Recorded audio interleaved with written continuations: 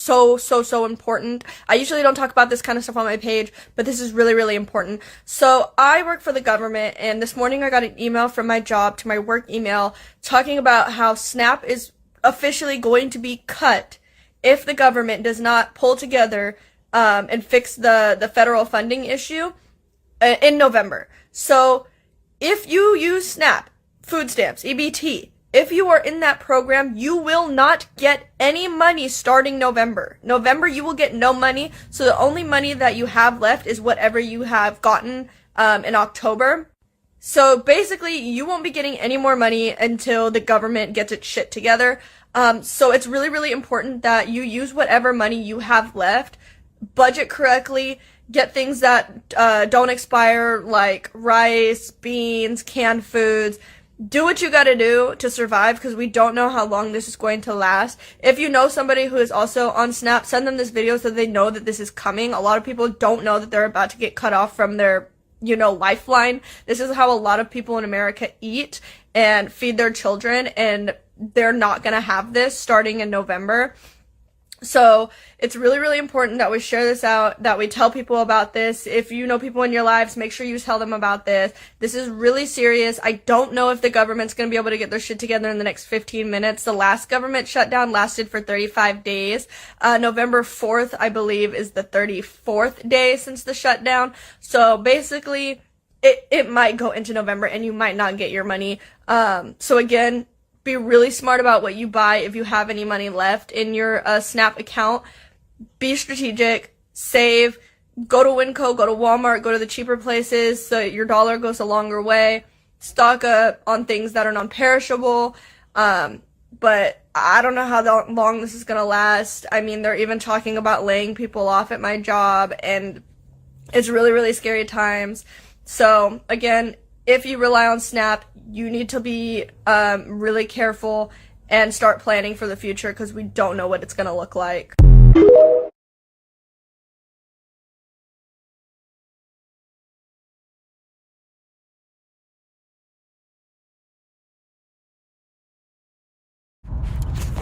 Shalom, shalom. I want to give all praises, honor, and glory to Yahweh Ba'Hashem, Yahweh Shai Ba'Hashem, Rachak B'Rash. Double honors to the apostles and the elders of Great Millstone who have taught us his truth, and the spirit and power of Yahweh Ba'Hashem, Yahweh Shai, Shaquat. Back with another lesson, Lord willing and edifying to the hopeful elect. Yahweh Ba'Hashem, Yahweh Shai, Barakatam, to you sincere, Akam, Mark Wealth, and sincere shalom to your brothers out here pushing this truth on the highways and the byways and through the YouTube blessings, man. Shalom to you all.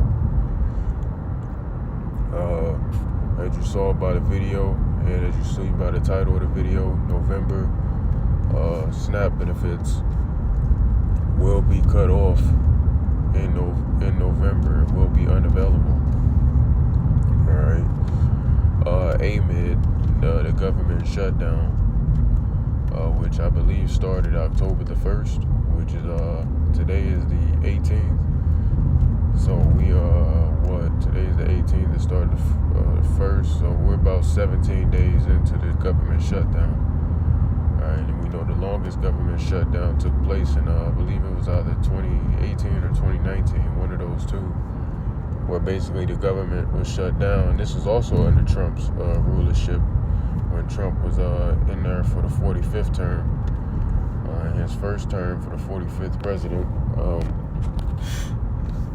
This also took place when he was in office. And basically the government was shut down for the longest it's ever been shut down for, and that number was, if I'm not mistaken, 35 days. It's 35 days if I'm not mistaken. So it's about 18 days shy of that number right about now. So we'll see. That's why they're saying this government shutdown could carry over into November, and if it does carry over into November, people who rely on these SNAP benefits, they won't receive any money. And people are already not receiving any money right now. That's what they're not talking about. People are already not receiving money for October. All right. So It's getting very hectic over here in America. You know, as prophecy said it would get hectic. You know, these people who rely on these enchantments, you know, when you go into the book of Isaiah, the 47th chapter, all of these people who rely on these enchantments, they're through at the end of the day. Not, you know, there ain't nothing wrong with getting some government benefits, but these people have their faith in these government benefits. They have their faith in Esau. All right, they have their faith in the mind control. You know, now if you're receiving any government benefits, but your faith is your faith lies with the Lord, then it's different. But these people' faith lie in Esau, Edom, the so-called self-proclaimed white man, and that's what's putting them in a bad case. And that's why, without this, they're basically assed out at the end of the day, right? So, you know, our people are through, and this is only a heading to it. And also, a majority of people who are on those benefits anyway are so-called white people. Majority of them are the ones even on those benefits. It's going to affect them the most too. Right? It's affecting Jake. It's affecting Jake. So it's a lot there. Nonetheless, this is going to cause chaos and anarchy.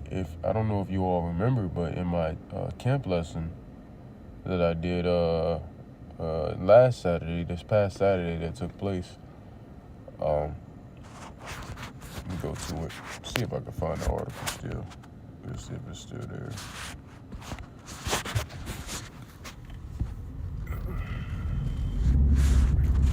Let's see if it's still there.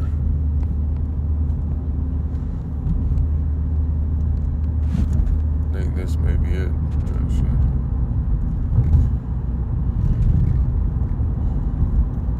No, this ain't it.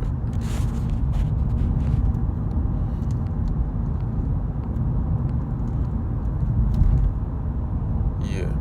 So this is the article that I brought out at my camp this past week, and it says, SNAP is necessary to keep an empire from anarchy. SNAP is necessary to keep an empire from anarchy. And the reasoning behind that was because America has to do something to keep the everyday Joe Schmo basically comfortable, at ease, right? To keep them at ease. And damn, I'm trying to think. Yeah, but you get to the point. To keep them at ease. Oh shit. It's a lot here. And when these enchantments run out, which these enchantments, I looked it up, and I could. Give me a moment. I want all these going off right about now. Anyway, I looked it up. Could enchantments be could food stamps be considered enchantments? And the answer that I received was yes. Food stamps could be considered enchantments. Enchantments go back to magic, you know, things of that sort. Things to keep people in a dumbed down estate, in a comfortable estate at the end of the day, right? That's what an enchantment is, you know? And these things are being used to keep the people in a slumber, all right? To keep the people at ease, to make it feel like they are I made it. To make it feel like they're wanted, or that they're cared for here in America, all right?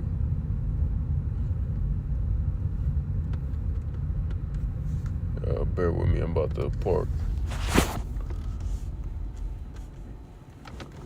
I'll show you.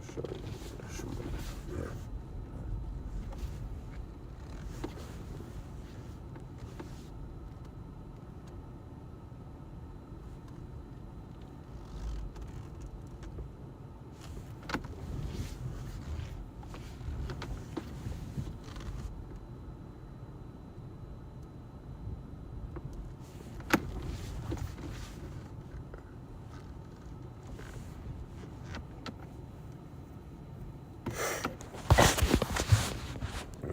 So as I was saying, when these things run out, it's gonna be anarchy. Like this person even knows. This person knows it. All right, and why? Well, let's go to a scripture. I'm gonna go to Isaiah 31. Now this is Isaiah 31:1. Help not in Egypt, but in the Most High. So these people, like I was saying earlier, they have their faith in Esau, Edom. They have their faith in the government, but they don't have any faith in Yahweh, Bahashim Yahweh Shai. And that's going to be to their demise. Right? It's going to be to their demise. It says, Isaiah 31 and verse 1, woe to them that go down to Egypt for help and stay on horses and trust in chariots, because they are many, and in horsemen, because they are very strong. Meaning they trust in the government, and they trust in their armies, and they trust in their enchantments. Right? And it says, because they are very strong, but they look not unto the Holy One of Israel, neither seek Yahweh. All right? They neither seek Yahweh. So, and it's Egypt is talking about what would be known as Egypt today, which is America. All right? The spiritual Egypt. Right? That's what this is talking about. So, woe, that word woe means death and destruction. So the Lord is saying woe or death, destruction or death unto you that put your trust in Egypt, man, that put your trust in America.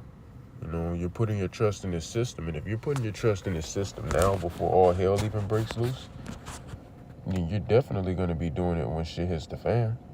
When shit hits the fan, you're going to be completely cooked, you know, when SHTF happens. What's going on?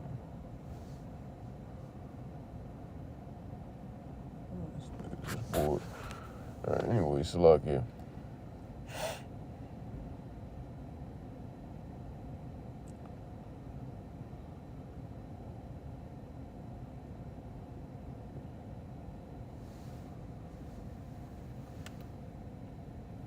Crazy work.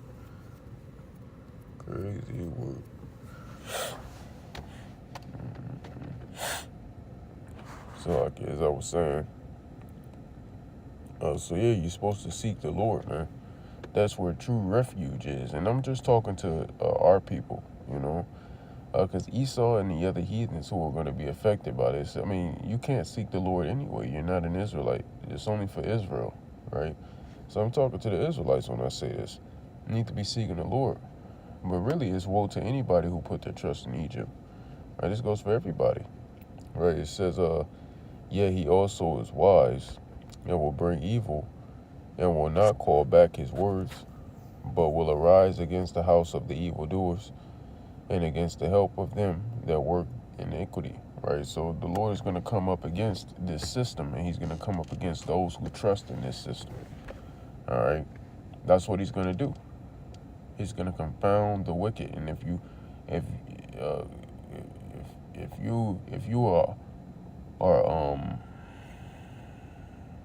you trust in this system, this decrepit system, then you are a part of that wicked that the Lord is going to confound. He's going to bring low. Now the Egyptians are men. All right, so these Americans, the government, you know, the elites, whatever have you, these are just men. They're not gods, right? They're not Yahweh. They're not Yahweh Shai. They're just men. They're just carnal men.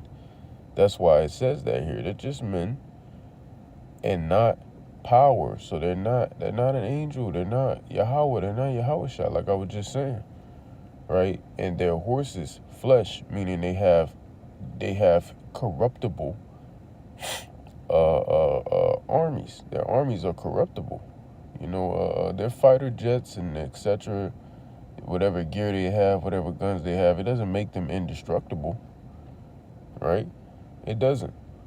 So they're, you know, it says, and their horse is flesh and not spirit, meaning their power. Horse represents power. So their power, whatever they have, that represents their power. There's a showcasing of their power. It's really nothing. It can be easily destroyed because there is no spiritual aspect behind it all. This is a carnal man that we're talking about, right? You have to understand that we're talking about a carnal man. It says, when Yahweh stretched out his hand, both he that helpeth shall fall, and he that is hoping shall fall down, and they all shall fail together. Right? So the Lord stretched out his hand, man. Right? He stretched out his hand, but ain't nobody want to turn back. So the government, this system that wants to help, the so-called, these Americans, right, what would be known as, in this scripture, Egyptians, they're going to fall. And so are the ones who are going to be helped. They're also going to fall for trusting in this system. All right, they're going to fail together, like it said. They're going to fail together. All right, you want to trust in this devil, you're going to get the judgment that this devil is going to also receive. That's what it's going to do. That's what's going to happen. That's how it's going to go down. And that's thus saith the Lord. We're not saying this out of our own vain thoughts and opinion. This is the words of Yahweh by Shem Yahushai. All right? But through this stuff like this happening and people trusting in the government, it's going to cause them to be infuriated at the end of the day. And they're going to start turning on the government. So I want to grab this out of the book of 2nd Ezra, the 15th chapter. Let's see. I'm going to close this thing off shortly.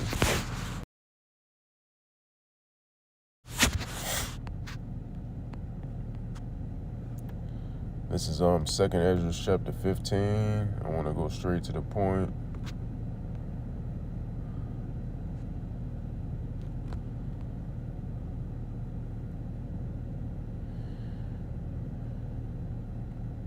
Well, I'll read verse 1 first. The point is down here somewhere. It says, 2nd Ezra 15 and verse 1. Behold, speak thou in the ears of my people the words of prophecy, which I will put in thy mouth, saith the Lord.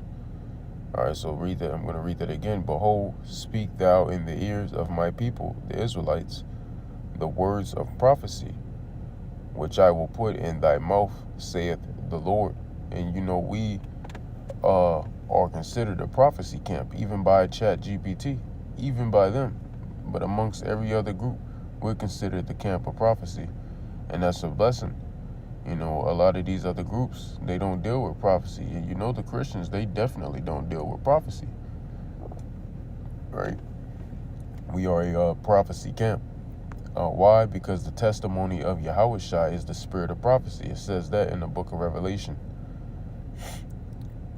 And it says, and cause them to be written in paper, for they are faithful and true. So these words that we speak through the spirit and power of Yahweh by Shem Yahushai are faithful and true. And they have been noted in a book, which this book is what we call the Bible today, which people say is basic instructions before life on earth or basic instructions before leaving earth. They say things like that. Regardless, this is the book that we are to read and gain understanding from. And this is a book that is only for the nation of Israel. It's not for everybody, okay? So these things we were told to speak to you, and they're faithful and true. They're faithful and they are true. All right? They're both faithful and they're both true. And it says, fear not the imaginations against thee. Let not the incredulity of them trouble thee that speak against thee. Meaning, don't let unbelievers who come up against us, don't let that trouble us. Don't let that affect us. Just keep moving. This was a part of the walk. For all the unfaithful shall die in their unfaithfulness, and that's indeed the truth. And if you trust in this system, you're unfaithful, and you're going to die that way. All right, because this system is failing. You watching it fail before your eyes. Like it said in the book of Isaiah 31, where we just read, it said the system is going to fail. The system and the people who are helped by the system, they're both going to fail. Behold, saith the Lord, I will bring plagues upon the world, the sword, famine. This is not going to lead to famine and the sword. People are going to be angry, so they're going to pull out that sword. What's the modern day sword? The Blickiana, right? And that famine is going to hit home. death and destruction. All right. So, and it says, for wickedness hath exceedingly polluted the whole earth, and their hurtful works are fulfilled. Therefore saith the Lord. So the Lord is saying all of this, man. So we're gonna jump to the point now that I wanted to grab. Where is that? Right here. I'll start at verse 14, the point being at 16. It says, woe to the world and them that dwell therein. So if you dwell in this world and you trust in this world, it's woe to you, like it said in Isaiah 31. For the sword in their destruction draweth nigh, and one people shall stand up to fight against another, and swords in their hands. All right, so they're going to come and they're going to fight against each other. It's going to be sedition among men, right? It's going to be civil war. It's going to be anarchy, chaos, right? It says, for there shall be sedition, which means an uprising of the people rebelling against the government. An uprising of the people, the citizens that rebel against the government. That's what it's talking about. And basically, this places the power in the hands of the people among men and invading one another. Meaning, once again, you're going to have people robbing each other, stealing, killing each other, right? They shall not regard their kings nor princes, meaning they're not going to regard the presidents, right? Their governors, their mayors, their police officers, any government officials, anybody who sits in a place of authority. They're not going to regard them. They're not going to care because they're suffering. And now the government is going to be an enemy unto them. And they're going to have the urge and the feel to just rebel against them at the end of the day, right? It says, and the course of their actions shall stand in their power. All right, the course of their actions shall stand in their power, meaning it's going to be, like I was saying, power to the people. This is what this stuff is going to lead to, because the government is going to fail them. And since they had their trust in the government, their spirit is going to crumble and fail right with it, and they're going to become very primitive. All right, primitive goes back to being what Esau would say, going to your natural human ways, but it's not. But it would just basically mean you just succumb to the desires of the flesh, and you act like a fucking cave dweller. You act like a full-on Edomite. Ultimately, I could say that. Right? What do they call it in psychology? I forgot what that archetype is called. In psychology, it's like a specific name for that archetype. I haven't went over it in months.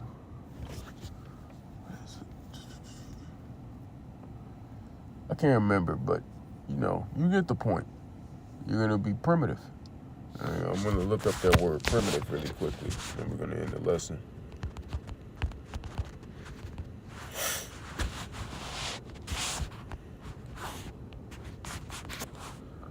Primitive means relating to, denoting, or preserving the character of an early stage in the evolutionary or historical development of something, having a quality or style that offers an extremely basic level of comfort, convenience, or efficiency. A person belonging to a pre-literate, well, that's not going into what I was going into, right? So basically that first one hit home, relating to, denoting, or preserving the character of an early stage in the evolutionary or historical development of something. Ancient, earliest, first, right? Prehistoric, primordial, all right? Primal, meaning you're going back to, you're basically acting like what Esau described everybody to be. You're acting like this, the one that's on the far left. You got this. Which really Esau were the cavemen. We weren't all like that. It was Esau. He just tried to make it seem like we're all like that. because he's embarrassed to accept who he is at the end of the day, right? But there you have it. That's the definition of primitive. Okay, so that's what the people are going to turn back into, and they're going to become primitive creatures. In Isaiah, the 19th chapter, it actually goes into how Egyptian is going to be against Egyptian. All right, so they're not going to regard their kings nor princes, nor are these Americans going to regard their fellow brother. Not going to regard to somebody who could slag it. They're not going to regard, I got excited, they're not going to regard someone who they consider their brother. They're not going to regard someone who they consider their neighbor. They're not going to regard anybody. They're going to just snap and they're going to go back to old primitive ways. Thus saith the Lord. Right, and we're telling you this, and you saw at the beginning of the chapter in 2nd Ezra 15 that these words are faithful and true. Whether you believe it or not, they're faithful and true. So I'm going to end it there. Lord willing, it was edifying. Stop putting your trust in this devil. And if you continue to do so, trust me, it will fail you. Call Halol, Yahweh Ba'ashim Yahweh Ba'ashim Chakurash, double honors to the apostles and the elders of Great Millstone who have taught us his truth, and the spirit and power of Yahweh Ba'ashim Yahweh. And until next time, Abba Ball, Kwam Yasharala, Gadol Abadyam, Lababal Hagadol, Yahweh Mahar, Wa Ahabatham. And until next time, I would like to say to you all, Shalom.